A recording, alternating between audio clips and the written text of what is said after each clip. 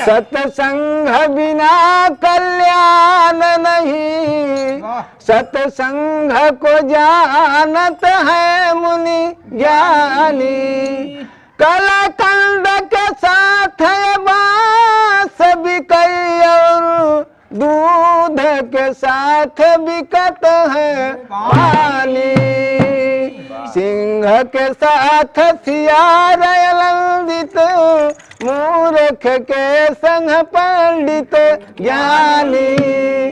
गेहूं कहे सुन रे बथुआ तई, मोरे कृपा से पावत पानी। कहीं कृपा दाय से भूल बड़ी, बिना गुरु ज्ञान के छूटत नहीं। अरे सैया मोर गवनवा लिहले जाला बदरी में, सैया मोर गवनवा लिहले जाला बदरी।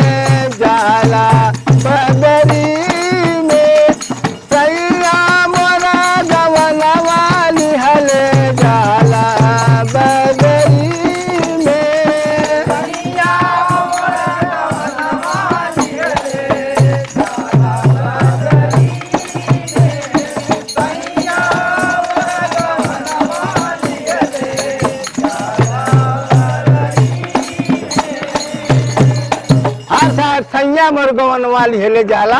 आगे कहन का आए बाप महतारी रोवई,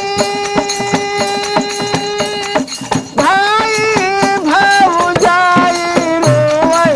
बापा महतारी रोवई, भाई भौजाई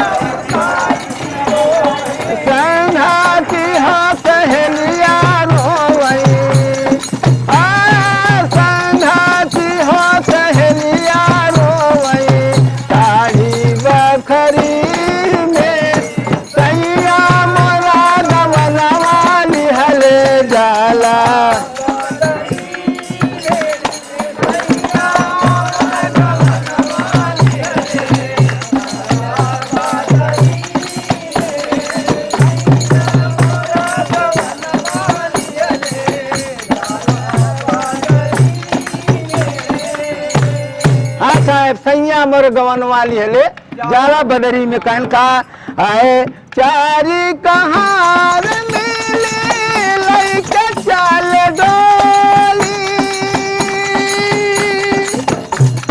राम राम का बोलत बोली। डगरत डगरत पहुँच गई रे गंगा जी के तगरी, सैया मोरा गवनवा लिहले जाला बदरी में। सैया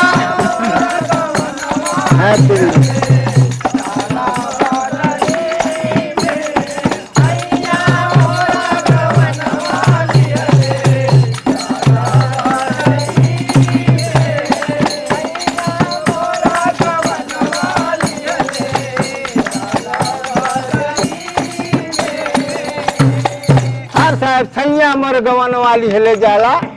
लाख जब जाती है साथ में, तो जिस प्रकार से विदाई बच्चियों को होता है उसी प्रकार से लाख लोग के लेके जाते हैं। कहन का आए डगरत डगरत पहुँच गईले, आए डगरत डगरत पहुँच गईले गंगा जी के तगरी। अच्छा